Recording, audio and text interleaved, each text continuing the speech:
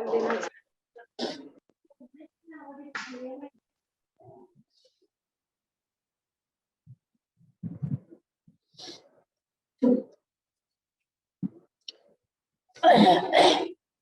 को आवाज आ रही है? हाँ जी आ रही है भैया। जी आ रही है। जिन लोगों ने अपना वीडियो ऑफ कर रखा हो, अधिक से अधिक आप अपना वीडियो ऑन कर लें, ताकि समझने समझाने में थोड़ी सी सरलता रहती है मेरे को। केवल रवि किरणों से जिसका संपूर्ण प्रकाशित है अंतर, उस श्री जिनवाणी में होता तत्वों का सुंदरतम दर्शन।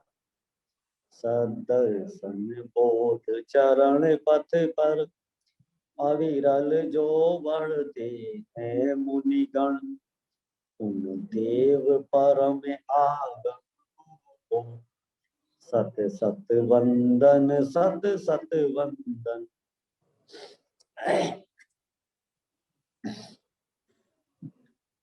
विगत 2-3 दिन पहले देशना ने सुझाव दिया था कि जैसा वर्तमान में वैराग्य का प्रसंग चल रहा है, तो उसके अनुरूप हमें 12 भावनाओं पर चर्चा करनी चाहिए। ये 12 भावनाएं इस जीव को संसार के भय को छुड़ाकर वैराग्य को उत्पन्न करने वाली हैं। इसलिए इस भावना से हम आज से 12 भावनाओं पर चर्चा करने जा रहे हैं। अपने जिनागम में अनेक आचार्यों और अनेक विद्वानों के द्वारा सैकड़ों 12 भावनाएं हैं। अलग अलग प्रकार से अलग अलग विद्वानों ने अपने अपने शब्दों में 12 भावनाओं का वर्णन किया है। 12 भावनाओं का एक पर्यायवाची नाम है अनुप्रेक्षा। अनुप्रेक्षा का क्या अर्थ होता है? अनु माने होता है बार बार, और प्रेक्षा का अर्थ होता है चिंतन करना, माने बार बार चिंतन करना, बार बार इन भावनाओं को भाना, उसका नाम है 12 भावनाएं या अनुप्रेक्षा। तो ये 12 भावनाएं, इनको छेढाला में वैराग्य को उत्पन्न करने के लिए माता के समान कहा है। यदि वैराग्य उत्पन्न करना हो तो इन 12 भावनाओं का चिंतन करना चाहिए। इन 12 भावनाओं के नाम तो लगभग सभी को याद होंगे। अनित्य भावना है, जो ये कहती है कि इस जगत में कुछ भी नित्य नहीं है। अशरण भावना है, जो ये कहती है कि इस जगत में इस जीव को कोई भी शरणभूत नहीं है। संसार भावना है, जो ये कहती है कि इस जगत में कहीं सुख नहीं है। फिर एकत्व भावना है, जो ये कहती है कि ये जीव चारों गतियों में सदा काल, अनादि काल से अनंत काल तक अकेला है, माने अकेला ही सुख को भोगेगा, अकेला ही दुख को भोगेगा, माने इसका कोई साथी नहीं है। अन्यत्व भावना ये कहती है कि ये औरों का नहीं है और इसके नहीं है, माने मैं किसी और का नहीं हूं और कोई मेरा नहीं है, यानी दोनों अन्य अन्य हैं। इसलिए ये अन्यत्व भावना कहती है कि कोई किसी का नहीं है। फिर एक आती है असूची भावना। असूची भावना का संदेश ये है कि इस जीव को सबसे ज्यादा यदि प्रीति होती है, वो होती है अपने शरीर से। तो शरीर से इस जीव की विरक्ति हो, इसलिए आचार्यों ने अशुचि भावना में शरीर को अशुचि दिखाया है। ऐसा नहीं है कि शरीर से कोई द्वेष पैदा कराना था, शरीर से कोई घृणा करानी थी, ऐसा कोई उद्देश्य नहीं है। अपितु जिस शरीर के लिए ये जीव 24 घंटे रचा पचा रहता है, उसी की सेवा में, उसी की हजूरी में, उसी की नौकरी करता रहता है, तो उससे विरक्तता दिलाने के लिए ये अशुचि भावना है। तो ये प्रारंभ की 6 भावनाएं हमने आपके सामने रखी। बाद की जो 6 भावनाएं हैं वो ज्ञान प्रधान हैं, ज्ञान की मुख्यता से हैं। क्रम से हम उसकी भी बात करेंगे। अब जैसे हम सबसे पहले अनित्य भावना की चर्चा प्रारंभ करते हैं। वैसे तो ये 12 भावनाएं सब लोगों की चित परिचित हैं, क्योंकि अलग अलग प्रकार से, जैसे भूधरदास जी की 12 भावना सबसे ज्यादा प्रचलित हैं। राजा राणा छत्रपति हाथिन के असवार, मरना सबको एक दिन अपनी अपनी बार। इसके बाद जैसे आप देखते होंगे कि प्रतिदिन जो पूजा करते हैं तो वो केवल रवि किरणों की पूजा भी करते होंगे। युगल जी द्वारा रचित हैं देव सास गुरु की पूजा। तो उसकी जयमाला में भी कवि ने 12 भावनाओं का वर्णन किया है। तो इससे ये बात तो हमारे सामने आ रही है कि ये 12 भावनाएं हमारे लिए अपरिचित नहीं है। अब अपने को इन पर विचार करना है। तो सबसे पहले जो अनित्य भावना है वो ये कहती है कि इस जगत में कुछ भी नित्य नहीं है। ठीक है, क्या है कि जितनी भी पर्याय हैं, एक समय की पर्याय को भी पर्याय कहते हैं। और इस जगत में जिसका भी उत्पाद होता है ना, उत्पाद, या अपन ये कहें कि जिसका भी जन्म होता है, उन सब का नाम पर्याय है। समझ में आ रही कि नहीं आ रही बात?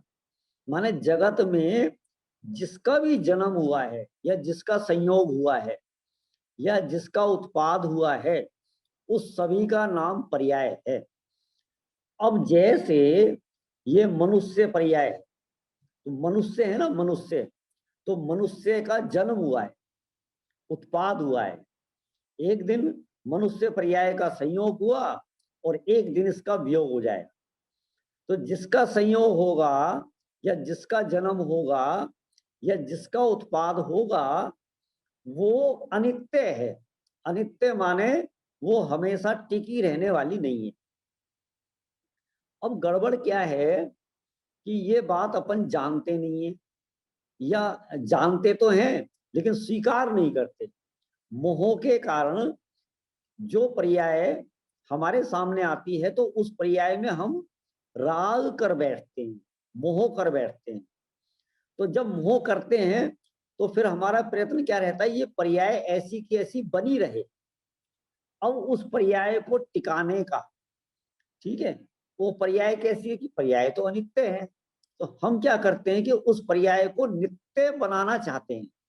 नित्य बनाना चाहते हैं माने टिकाना चाहते हैं। अब देखो, जैसे कोई युवा हुआ, युवा जवान हो गया। अब जवान में क्या है कि उसको अपनी सुंदरता प्रिय होती है, तो वो क्या चाहता है कि मैं हमेशा ऐसा ही सुंदर बना रहूं, माने मैं ऐसा ही सुंदर दिखता रहूं। तो जो चीज अनित्य है तो उसको तू टिकाने का, माने नित्य करने का कितना पुरुषार्थ करे कि वो नित्य हो जाए, टिक जाए। बात ख्याल में आ रही कि नहीं आ रही? तो अब करना क्या है, अनित्य को नित्य करना है या अनित्य को अनित्य स्वीकार करना है? अनित्य को अनित्य स्वीकार करने में बहुत बड़ा पुरुषार्थ है। अनित्य को अनित्य स्वीकार करने में, समझ में आएगा? यदि अनित्य को अनित्य स्वीकार कर लिया, भैया ये तो नाशवान तत्व है, तो क्या होगा कि इसकी पर्याय पे से दृष्टि हट जाएगी। जब पर्याय से दृष्टि हट जाएगी तो फिर दृष्टि कहाँ जाएगी? भाई जगत में दो चीजें हैं, एक नित्य है और एक अनित्य है। तो मेरा जो शुद्ध आत्मा है वो नित्य है, मेरा जो द्रव्य स्वभाव है वो नित्य है, और उसको छोड़कर बाकी जो चरम चक्षु से दिखने वाला है, माने जिसका भी संयोग हुआ है उसका एक ना एक दिन वियोग होगा। ख्याल में है कि नहीं है? तो वियोग होगा माने तेरी यहां अनित्य भावना से आचार्य का प्रयोजन क्या है कि तेरी दृष्टि पर्याय से हटाना। क्या कहकर कि जिसको तू नित्य माने बैठा है या जिस पर्याय को तू टिकाना चाहता है। अब देखो ये मनुष्य पर्याय है, हम कितना पुरुषार्थ करें, कितना प्रयास करें कि ये मनुष्य पर्याय टिकी रहे, ये बनी रहे, इसका मरण नहीं हो। बोलो हो सकता है क्या? तो उसके लिए यहाँ क्या कह रहे हैं कि राजा राणा छत्रपति हातिन के असवार, माने कोई राजा है, राणा है, छत्रपति है, माने चक्रवर्ती है, हाथियों पर सवारी करने वाला है, या कोई पैदल चलने वाला है, चाहे कोई भी है, एक ना एक दिन सबको मरना है। अब एक ना एक दिन का मतलब एक ना एक दिन मरना है। अब एक ना एक दिन का मतलब ये नहीं कि चाहे जब मर्जी मर जाए। एक ना एक दिन का मतलब ये है कि जिसका जितना जितना आयु क्रम होगा वो निश्चित है। एक ना एक दिन के मतलब ये नहीं है अनिश्चित। समझ में है कि नहीं? अनिश्चित तो कोई चीज होती नहीं है ना। हमें क्या लग रहा है, देखो आज कोरोना से इतने लोग मर रहे हैं, ठीक है, तो हमें क्या लग रहा है ये अनहोनी हो रही है। अभी मान लो कोई 40 साल का व्यक्ति मर जाए, हमें क्या लगता है, अरे यार कोरोना से चला। यदि कोरोना बीमारी नहीं आई होती तो ये नहीं जाता, लेकिन ऐसा नहीं है, ऐसा नहीं है। समझ में है कि नहीं? माने उसका उतना ही आयु क्रम था, उसकी उस पर्याय की इतनी ही नित्यता थी। ये बात हम स्वीकार नहीं कर पा रहे, इसलिए अपन विलाप कर रहे हैं, इसलिए अपन तड़प रहे हैं।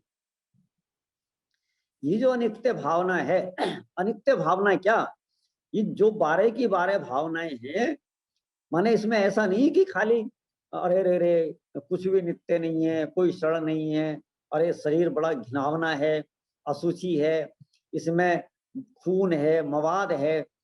ये कोई देश पैदा कराने वाले के लिए नहीं है, माने इसमें इनका एक तात्विक चिंतन है, तात्विक चिंतन। ठीक है, तो तात्विक चिंतन ये है, अनित्य भावना का मतलब ये है कि जो पर्याय है वो नाशवान है, वो नित्य नहीं है। ये बात हम स्वीकार कर लें तो हमारी दृष्टि पर्याय से हट जाएगी।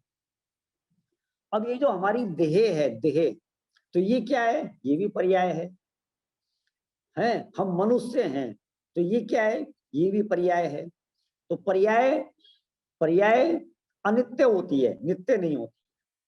हमारा प्रयत्न पर्याय को टिकाने का है, ये हमारी भूल है, ये हमारा कुपुरुषार्थ है। कुपुरुषार्थ माने उल्टा पुरुषार्थ, है ना।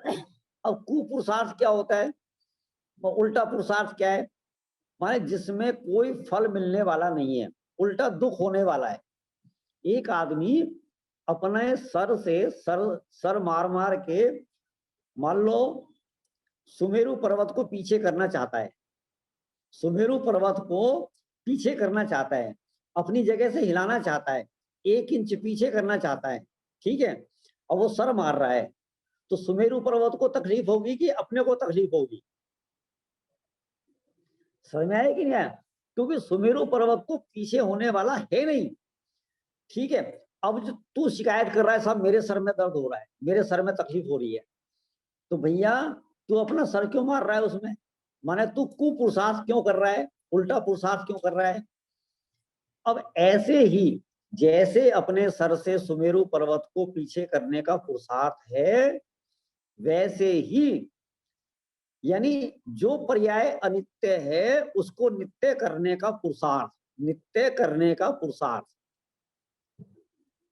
पता है जिसका श्रद्धान दृढ़ हो जाता है, जिसका तत्व पक्का हो जाता है, तत्व, ठीक है, तो वो लोग अशुद्ध औषधियां खा खा कर, अभक्ष भक्षण कर करके इस शरीर को टिकाने का प्रयास नहीं करते, क्योंकि वो जानते हैं ये शरीर तो टिकने वाला नहीं है, और जितने काल टिकेगा उतना निश्चित है। तो अपन अशुद्ध औषधियां क्यों खाएं, अभक्ष भक्षण क्यों करें, अनाप शनाप क्यों खिलाए पिलाएं इसको। आप समझ रहे हो ना कि एक अनित्य भावना का यदि चिंतन करेगा तो ये सब बातें उसको ख्याल में आएंगी, है ना।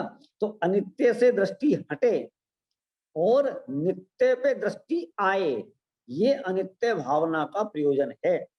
तो क्या कहा कि मरना सबको एक दिन अपनी अपनी बार, अपनी अपनी बार माने आप समझ, अपनी अपनी बार में भी कितना दम है, ठीक है, माने जब समय आएगा तब, उससे पहले नहीं और उसके बाद में नहीं।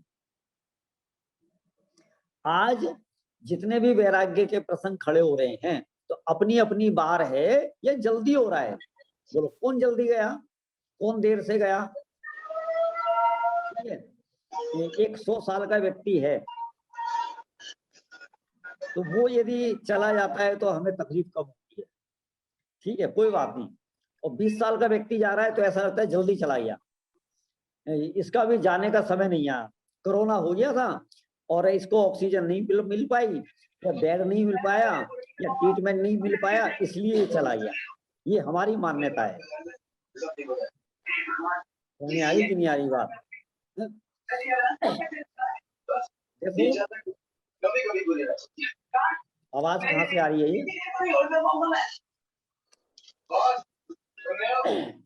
किसी का माइक खुला हुआ है, वहां से आवाज आ रही है, अपना अपना माइक चेक कर ले में। चलो मैं आपसे एक बात पूछता हूं, कुछ बताना भी चाह रहा हूं।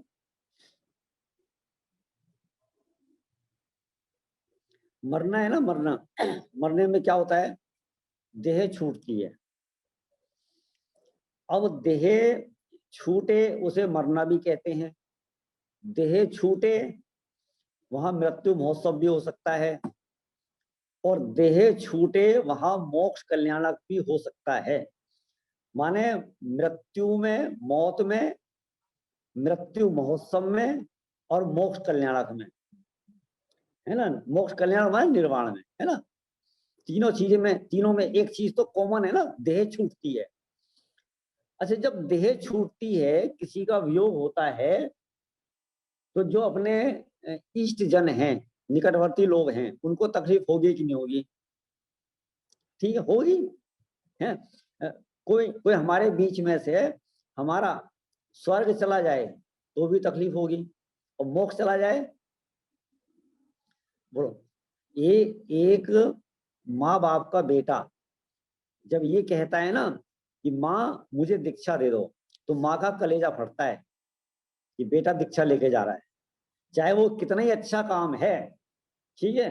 तो माँ विलाप करती है, कुन की माँ ने भी विलाप किया, ये नहीं कि अच्छा ठीक है जा बेटा, नालायक कहीं का घर में पड़ा रहता है, अच्छा है तू चला जा।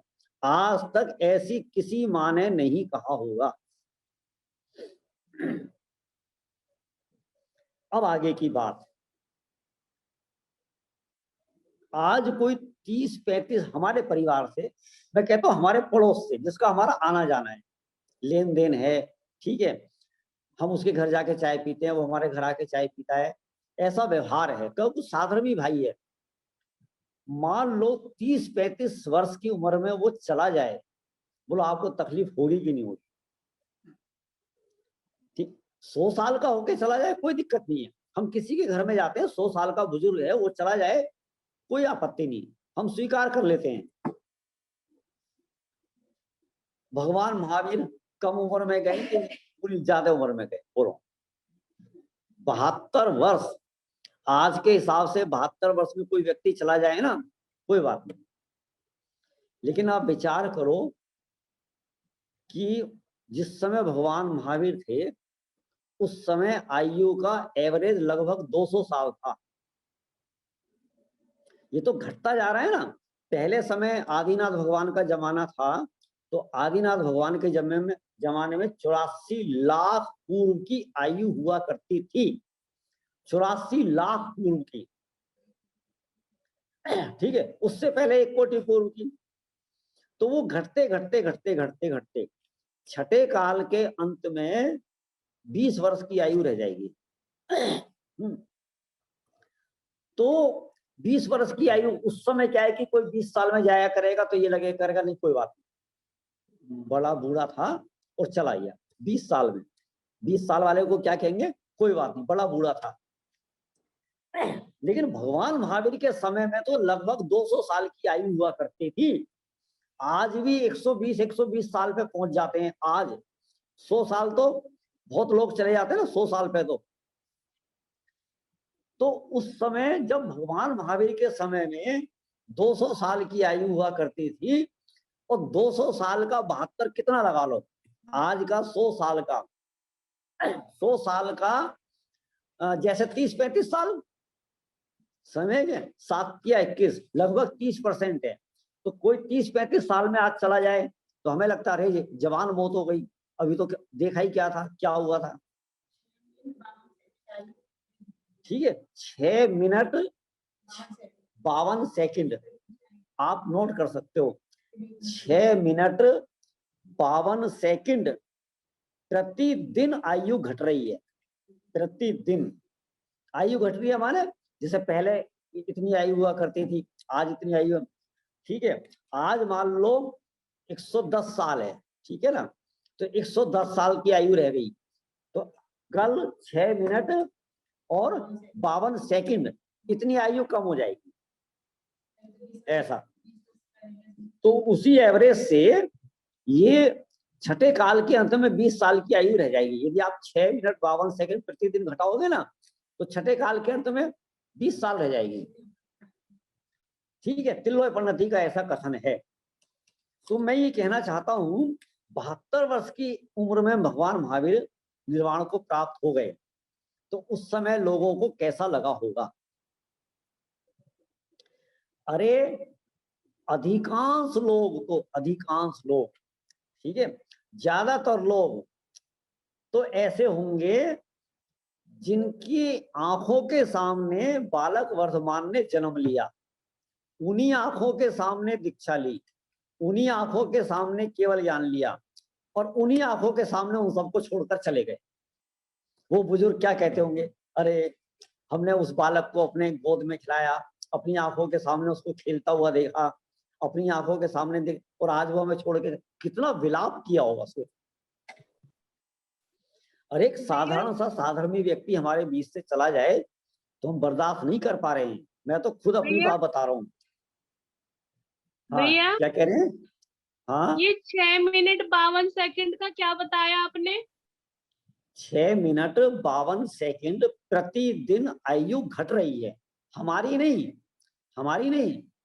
माने जो एक आयु का एवरेज होता है ना, कि इस जैसे क्या है कि अभी आयु का एवरेज लगभग 110-120 साल के करीब है, और छठे काल के अंत में तो मैक्सिमम आयु, मतलब अधिकतम आयु वो 20 साल रह जाएगी। तो वो 20 साल रह जाएगी ना, तो उसमें आज जो आयु है, तो हर पल नहीं, हर दिन 6 मिनट 52 सेकंड की आयु घट रही है। आ गया, समझ में आ गया? हाँ जी, है ना, ऐसा। तो मैं क्या कह रहा था, मैं ये कह रहा था 72 वर्ष की उम्र में भगवान महावीर चले गए, तो उस समय कैसे परिणाम हुए होंगे। ठीक है, आज हमारे बीच से हमारा कोई साधर्मी भाई या कोई विद्वान, ठीक है, वो चला जाता है तो हमें तकलीफ होती है, और हम बर्दाश्त नहीं कर पा रहे, अपने परिणामों को नहीं संभाल पा रहे। समझ में आया कि नहीं आया? तो वो एक राग एक अलग है, मोह एक अलग है, और ये जो राग और मोह हो रहा है, ये इतना गहरा इसलिए है क्योंकि हम तत्व को नहीं समझ पा रहे, वस्तु स्वरूप को नहीं समझ पा रहे। अनित्य भावना ये कह रही है कि जगत में कुछ भी नित्य नहीं है। अब जैसे आज अपने को भय लगता है, ठीक है, हमें भी भय लग रहा है। आज मैंने सचिन जी से बात करी, सचिन जी मंगलायतन, जो हमारे उस्मानपुर में प्रवचन करने आए थे, और मेरे भी परिणाम विचलित हो रहे। मैंने कहा मैं क्या करूं क्या करूं। मैंने कहा सचिन जी से निवेदन करो, वो अपने को थोड़ा संबोधन देंगे।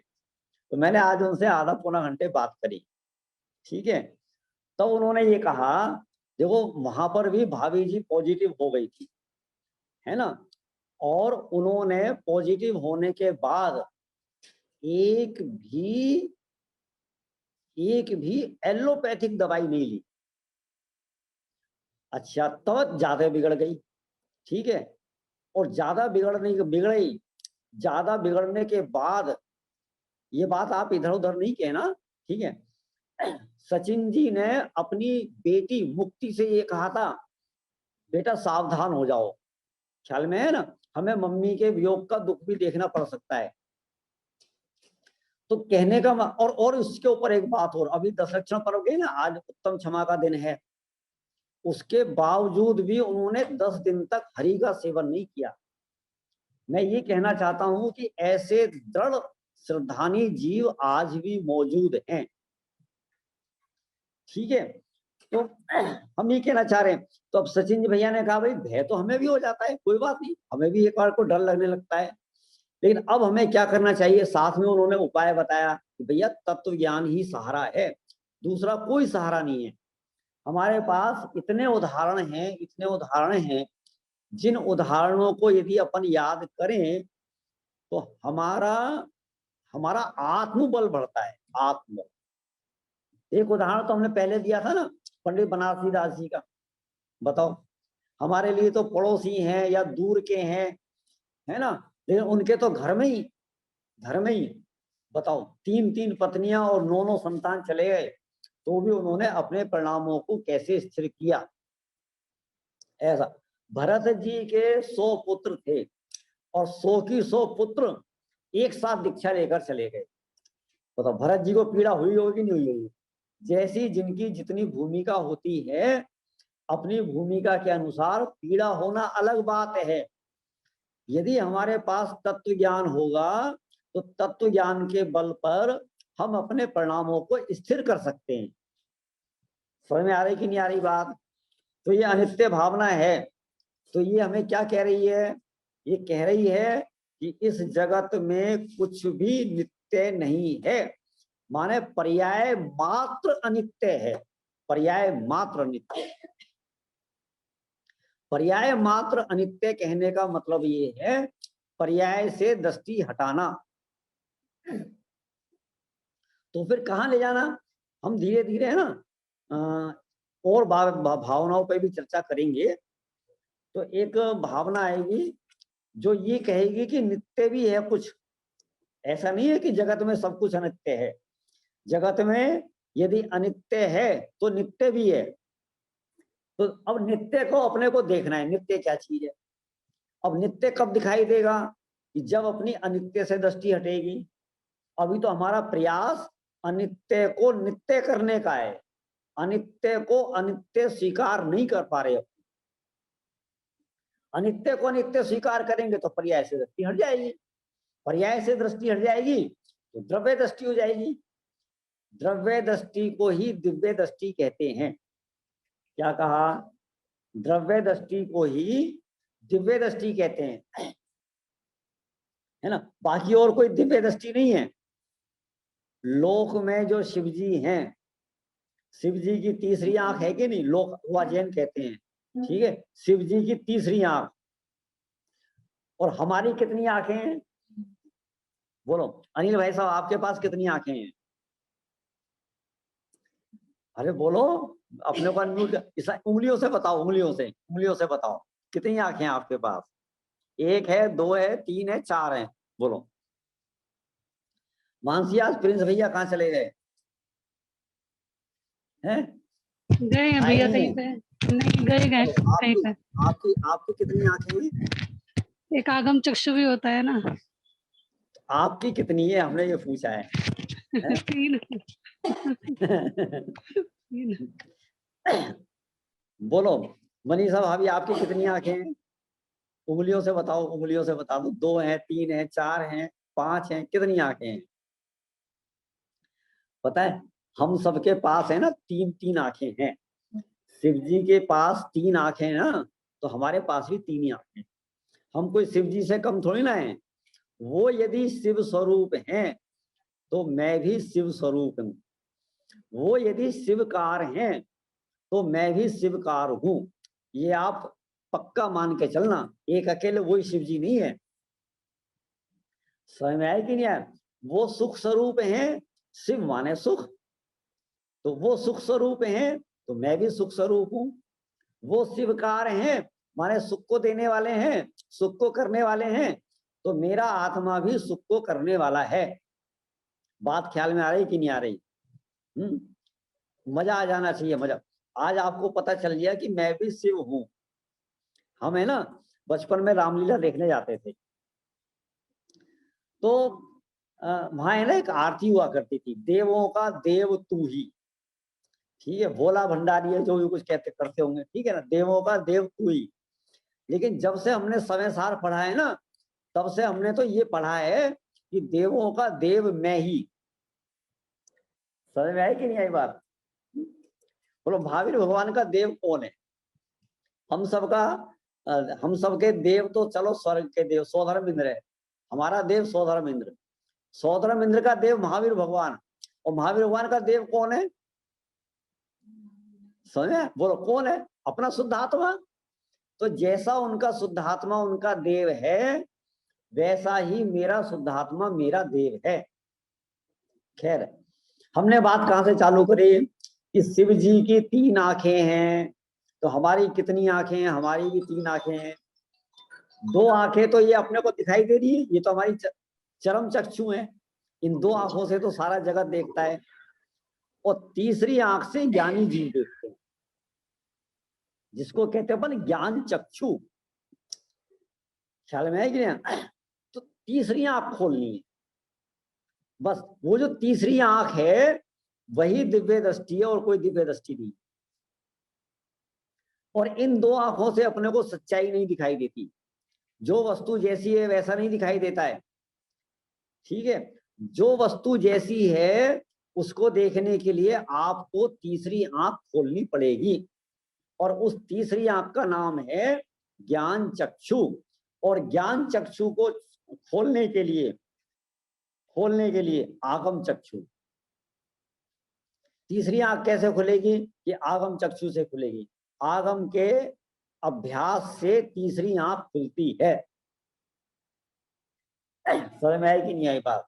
जा वाणी के ज्ञान ते सूझे लोकालोक, कि जिस वाणी का ज्ञान करने से लोकालोक दिखाई देने लगता है, लोकालोक सूझता है, दिखाई देने लगता है।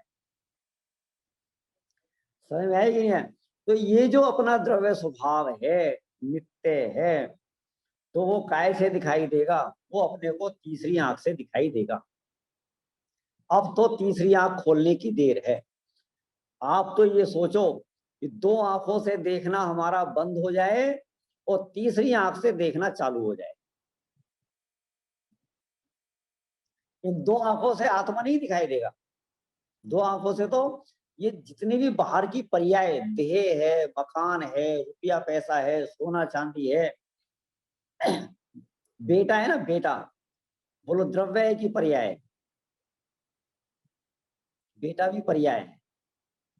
समय है कि नहीं है? क्योंकि जो बेटा जिसको देख रहे हैं ना, वो चरम चक्षु से दिखाई दे रहा है।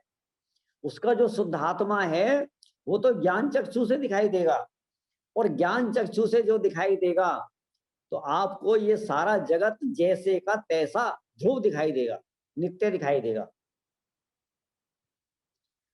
समझ में आई कि नहीं आई बात? तो ये अपन ने देखा, क्या देखा?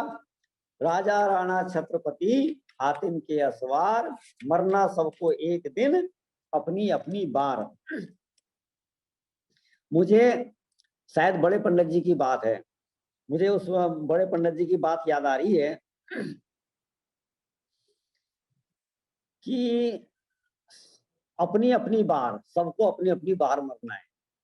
तो बड़ी पंडित जी कह रहे कौन मरेगा, कौन मरेगा अपनी अपनी बार, कि जो अपने आप को राजा राणा और छत्रपति देखेगा वो मरेगा, और जो अपने को आत्मा देखेगा वो नहीं मरेगा, वो मर नहीं सकता। बोलो बात समझ में आई कि नहीं आई? माने जो अपने आप को पर्याय देखेगा उसका तो होगा मरण, लेकिन जो अपने आप को द्रव्य देखेगा उसका मरण नहीं होगा। ऐसी पता नहीं, मेरे को याद नहीं आ रहा, किसी ने कहा था, हाँ शायद उत्तम चंद जी साहब ने कहा था, ठीक है।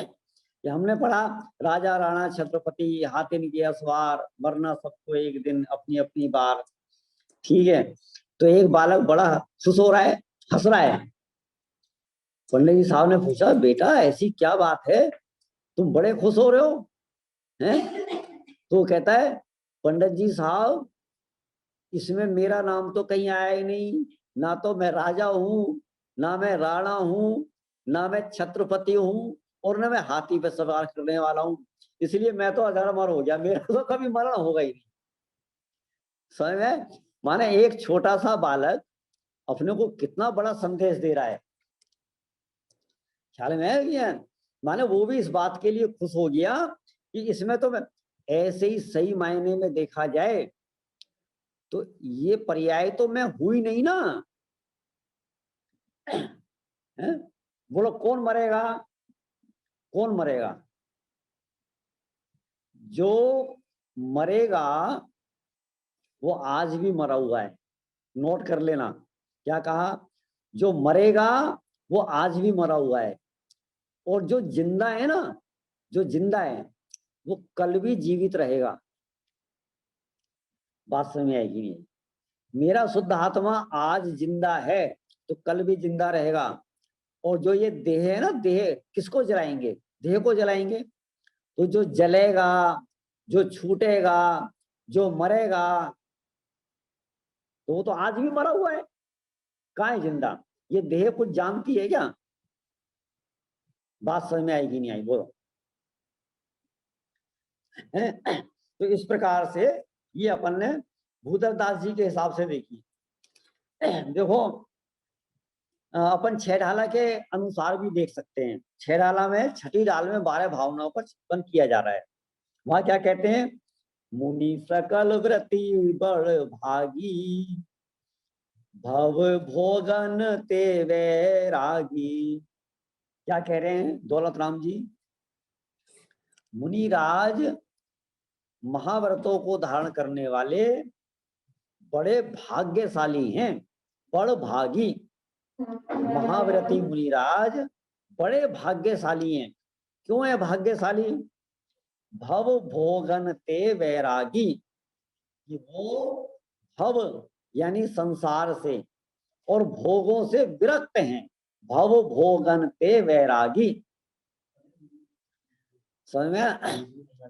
और वैराग्य उपावन माई, कि वैराग्य को उत्पन्न करने में कैसी है?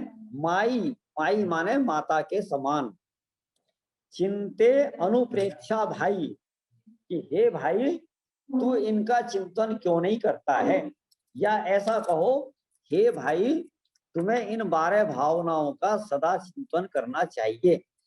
दौलत राम जी बड़े प्रेम से हमसे निवेदन कर रहे हैं या हमें संबोधन दे रहे हैं, ये 12 भावनाओं का, या ये जो 12 भावनाओं का चिंतन करते हैं वे बड़े भाग्यशाली हैं।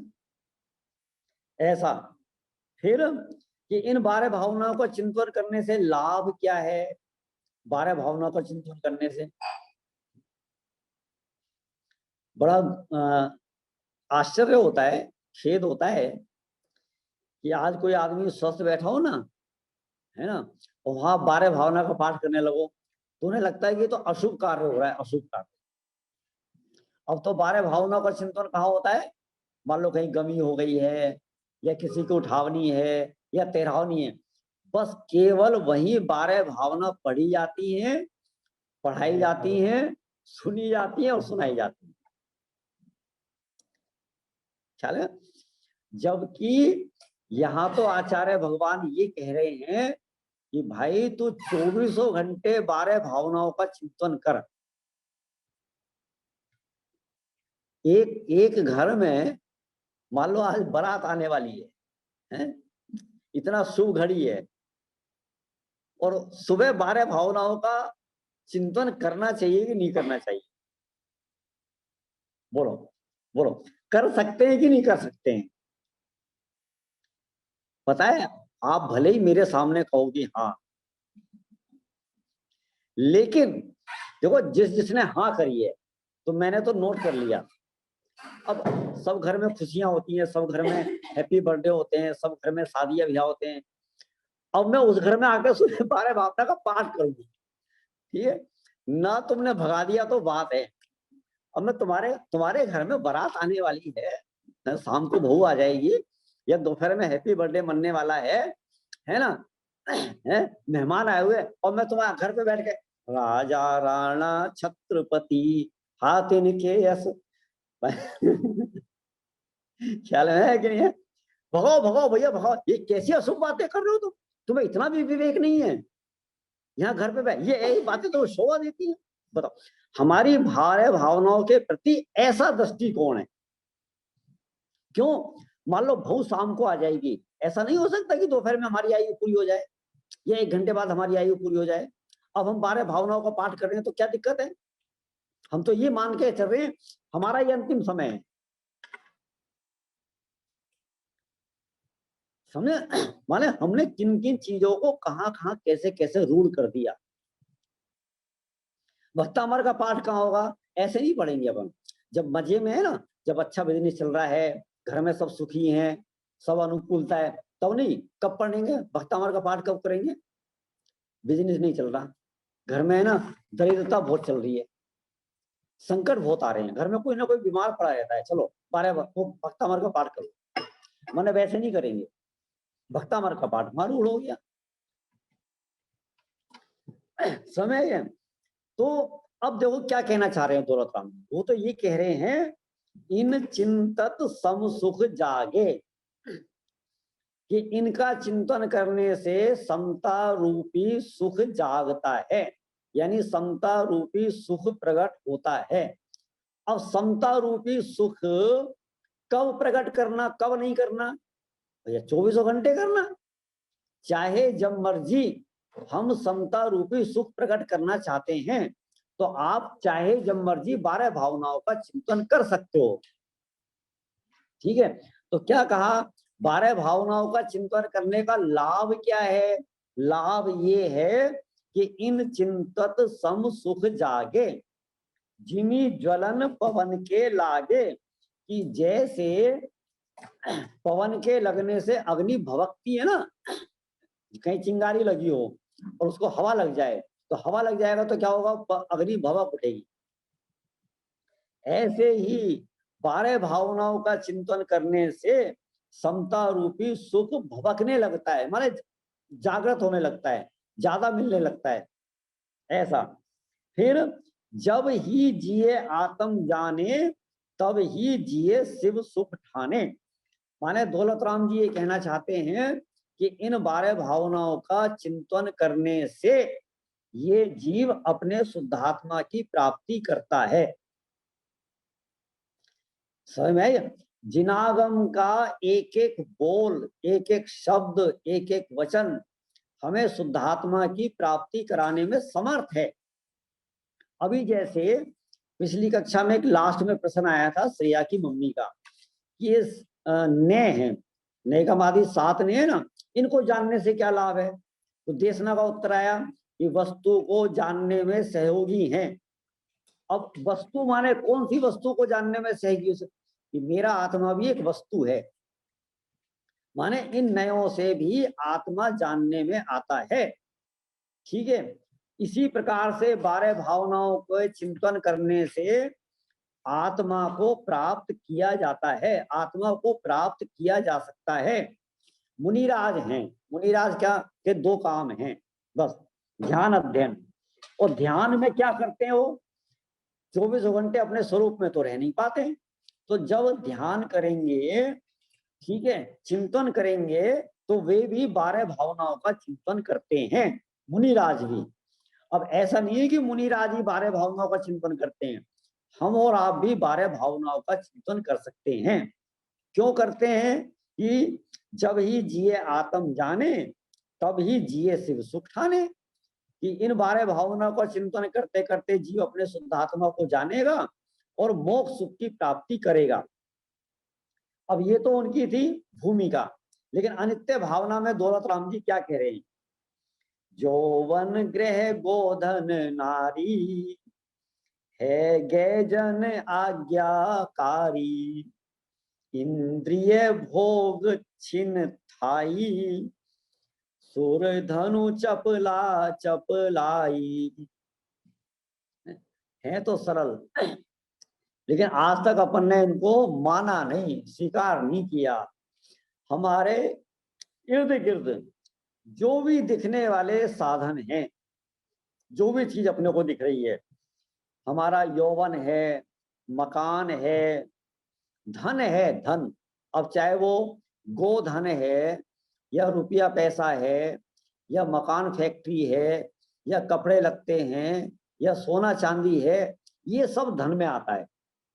तो घर है, धन है, स्त्री है गे जन, हाथी घोड़े हैं, या आज्ञाकारी पुत्र है, आज्ञाकारी पत्नी है, आज्ञाकारी छोटा भाई है, और इंद्रिय भोग, जो 5 इंद्रियों के भोग है ना, जिनमें आज मजा आता है। माने ये तो सामग्री हो गई। तो इंद्रिय भोग तो हमें पल पल अनित्य दिखाई देते हैं। पल पल कैसे दिखाई देते हैं? एक बार पंखे की ठंडी हवा में जो मजा आ रहा होता है ना, ऐसा बुखार चढ़ता है कि वही दुख लगने लगता है। इंद्रिय भोग समय 5 इंद्रिय के भोगों की क्या बात करें अपन। छिन्न थाई माने एक क्षण में विलय को प्राप्त हो जाते हैं। 5 इंद्रियों के भोग एक क्षण में नष्ट हो जाते हैं। 5 इंद्रियों के भोगों में हमें जो आनंद आता है, पता है, घर में किसी का वियोग हो जाए तो टीवी देखने में मजा आएगा, रसगुल्ला खाने में मजा आएगा, एसी की हवा में मजा आएगा, और काय में मजा आएगा। इंद्रिय भोग छिन्न थाई, ठीक है, ये सब क्षण भंगुर हैं। और किसके समान हैं? सुर धनु चपला चपलाई। इंद्र धनुष, सुर धनु माने इंद्र धनुष। आकाश में कभी कभी आप बरसात में देखते होंगे, ठीक है, एकदम वो इंद्र धनुष दिखाई देता है और एकदम गायब हो जाता है। कहाँ चला गया?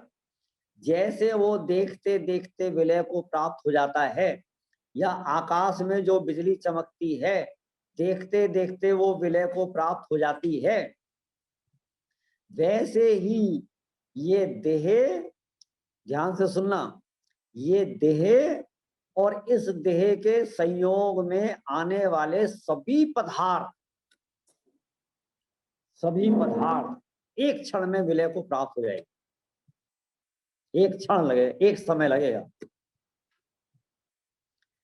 है ना? ये जीव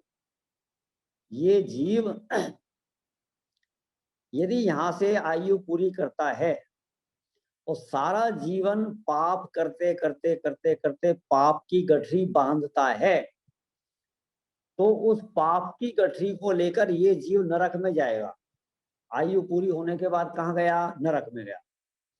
नरक जाने में कितना समय लगेगा? 6 महीने, बोलो, अंतर्मुहूर्त 48 मिनट। नरक में जन्म लेने में ज्यादा से ज्यादा 3 समय,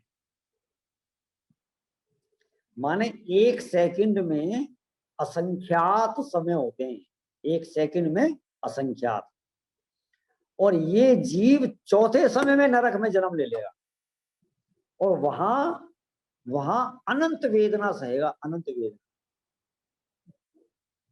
हम तो कहते हैं विचार करो, यहाँ की जो चीख है, चिल्लाहट है, हाय हाय है, ऑक्सीजन नहीं मिल रही भैया, वो मर गया, वो मर गया, वो रो रहा है, वो तड़प रहा है, वो इतना नहीं देखा जा रहा। जबकि हमारे कानों में कोई ऐसी चीख चिल्लाहट, नरकों में तो बस इसके अलावा कुछ सुनाई नहीं देगा आपको। 33 सागर तक कैसे कैसे बस मारो, पीटो, काटो, छेदो, भेदो, बस सारा जीवन यही सब शब्द सुनाई देंगे, दूसरा कोई शब्द सुनाई नहीं देगा।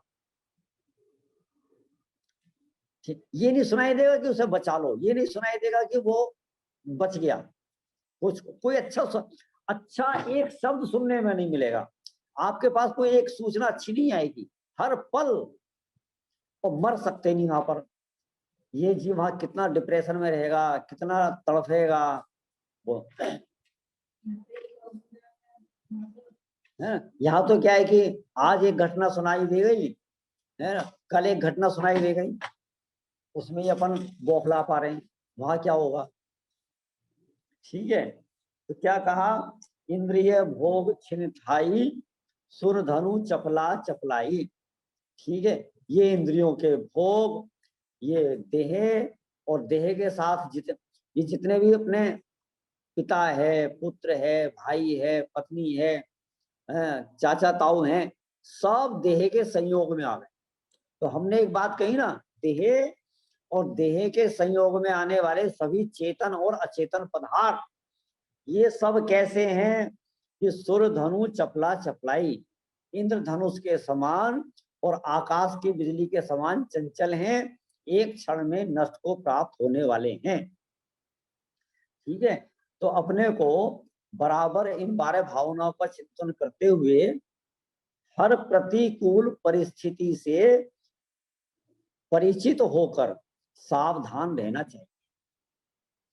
जितना हम सावधान रहेंगे, सजग रहेंगे, उतने अपन निराकुल हो रहेंगे, उतना हमारा आत्मबल बरकरार रहेगा। ठीक है, तत्व चिंतन करते रहें, स्वाध्याय करते रहें, भेद विज्ञान करते रहें, अपने पराई की पहचान करते रहें। कहते हैं ना पॉजिटिव सोचो, पॉजिटिव सोचो। तो पॉजिटिव सोचने के लिए क्या है भैया, मैं आत्मा हूँ, मैं अनादि अनंत हूँ, मैं अजर अमर तत्व हूँ, मेरा कभी नाश नहीं हो सकता, मेरे को मृत्यु छू नहीं सकती है। इस प्रकार से चिंतन करते करते हमें 12 भावनाओं का चिंतन भी करना चाहिए। ठीक है, इस प्रकार से समय हो गया है और हम इस चर्चा को यहाँ पर विराम दे रहे हैं। इसी चर्चा को हम कल आगे बढ़ाएंगे। जावाणी के ज्ञान ते सूझे लोकालोक, सोवाणी मस्तक नमो सदा देत हूँ ठोक। नमो अरिहंताणम, नमो सिद्धाणम, नमो आयरियाणम, नमो उवज्झायाणम, नमो लोये सब साहुणम। बोलिए द्वासांग नई जिनवाणी माता की जय। सभी को एक साथ सादर जय जिनेन्द्र। जय जिनेन्द्र। जय जिनेन्द्र सबको।